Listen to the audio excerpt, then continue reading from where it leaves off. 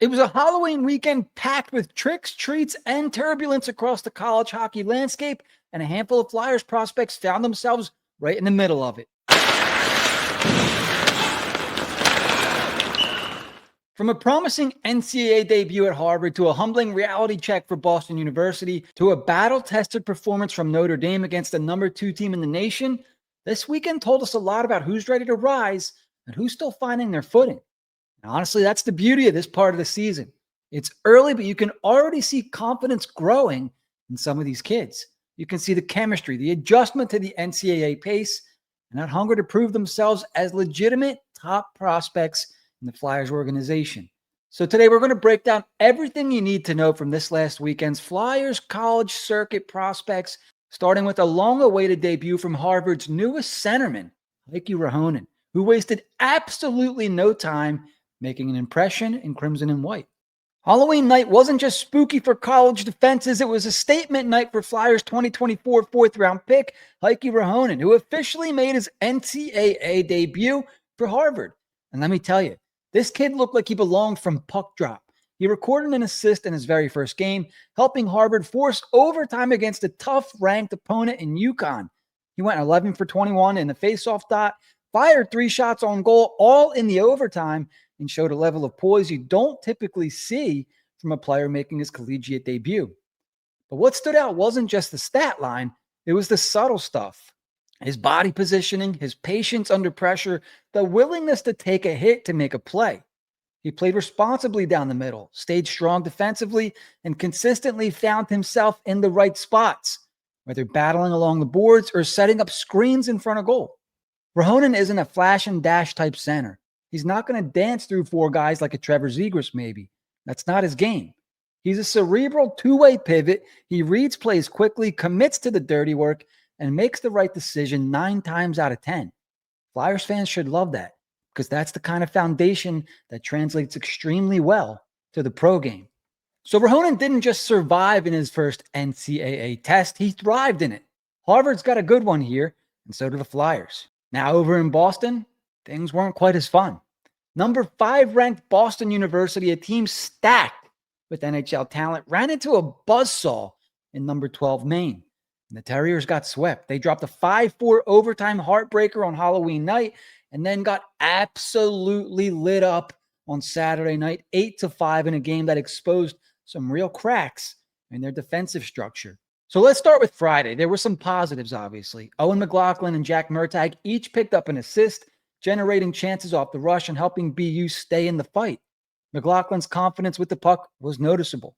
He started to take ownership of plays rather than just reacting to them. But Saturday, it was a little different. McLaughlin, Murtagh, even Carter Amico were all held off the score sheet, combining for a -7 rating in an 8-5 beatdown. The energy just wasn't there. BU's defensive zone coverages broke down repeatedly, and Maine capitalized on nearly every mistake. Owen McLaughlin now sits at 8 points in 9 games with the assist over the weekend, 3 goals and 5 assists, and continues to show the smarts with the offensive touch that made the Flyers so interested in drafting him. Murtagh, meanwhile, has 5 points on the season, and for a freshman, that's nothing to sneeze at. His offensive instincts are sharp, he's starting to build confidence, and he looks increasingly comfortable at the NCAA pace. As for Carter Amico, he's still searching for that first college point, but he's doing the little things right, finishing checks, maintaining structure, being reliable off the puck. One would have to assume production will come eventually, but for now, BU's got a lot to work on. So the weekend was humbling for the Terriers, no doubt, but sometimes that's what a team like BU needs early on. You get punched in the mouth by a team like Maine, and it reminds you, you can't just skate by on talent. You've got to earn every inch.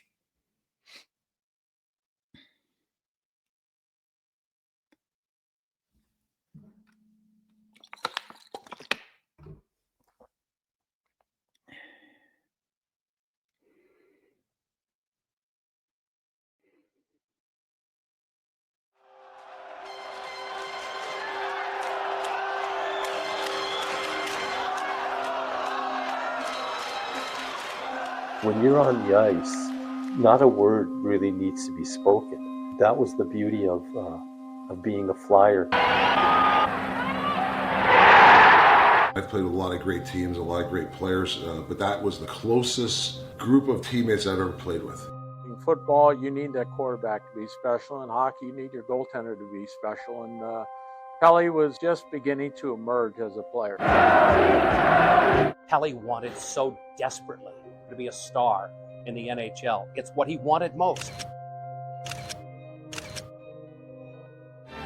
Billy Lindbergh. Thank you, Bernie.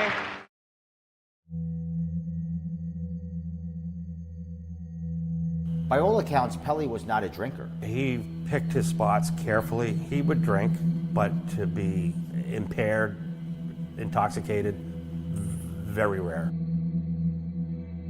And then the next thing I know, all I seen was a white wall. I said, Pelly, there's a white wall. There's a white wall. It was a horrific scene. The car was mangled.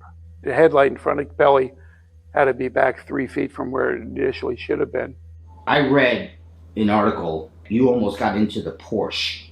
Is that true? Not really. Me and Murray Craven lived 3 blocks from the establishment, so we just walked home. Catching the wall right here at this corner, it was devastating. And he went into cardiac arrest, and CPR was started immediately. Talked to the police. I asked him, I said, is he going to be okay? And the police officer said, he'll be lucky to live. Police officer asked us if we had to identify a body. And I remember looking at Murray, and Murray goes, I can't do it. My gut was turning, and I didn't know what to do. And he passed away when I was holding his hand. You know. That moment? That moment, yeah. And so we were destined to be a team. Pelly, I don't blame you. I never blamed you. I wish I could take that day back. And so many people you've touched in your life miss you.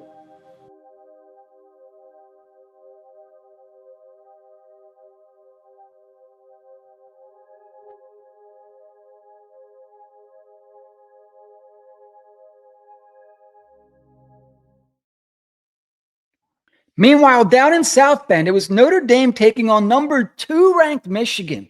And Flyers prospect Cole Knuble was right in the middle of this. Notre Dame went toe-to-toe with the powerhouse Wolverines, but ultimately dropped both games.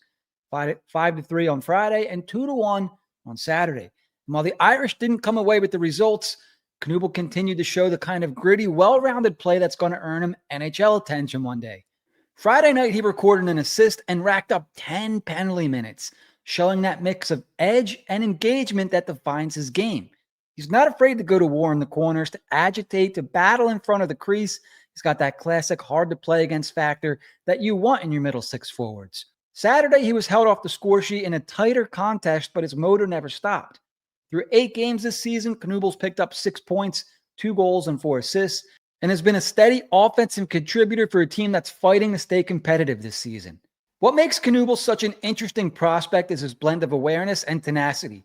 He processes the game fast, he rarely cheats for offense, and still finds ways to generate scoring chances through pure hard work ethic. His father's hockey IQ clearly rubbed off on him. He's got that natural sense for spacing and puck movement that makes his line mates better. Yeah, Notre Dame fell to 3-1, but the arrow for Knuble is pointing straight up. He's playing heavy minutes, driving play, and proving that he can hang with the best teams in the country. So that's going to wrap up a wild Halloween weekend in the NCAA for Flyers prospects. Some highs, some lows, and a whole lot of lessons learned. Heiki Ruohonen made a confident and promising debut for Harvard, while Owen McLaughlin and Jack Murtagh battled through adversity in a tough sweep from Maine. And Cole Knuble showed that he can grind, lead, and compete against elite opponents.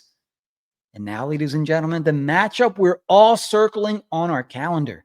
Next weekend, Porter Martone and the Michigan State Spartans will go head-to-head with Gavin McKenna and the Penn State Nittany Lions in what might be one of the most exciting prospect duels of the early college season. Martone's been red hot. McKenna's been one of the most talked about young players in the country, and both teams are firing on all cylinders right now. It's going to be must-watch hockey, so make sure you circle the dates on your calendars for next weekend. Stay tuned, because next week we're going to be right back here breaking it all down. If you enjoyed this content, make sure you like and subscribe. In the meantime, don't forget to keep it high, keep it wide, and I'll see you guys next time on HW Hockey. Thanks for watching.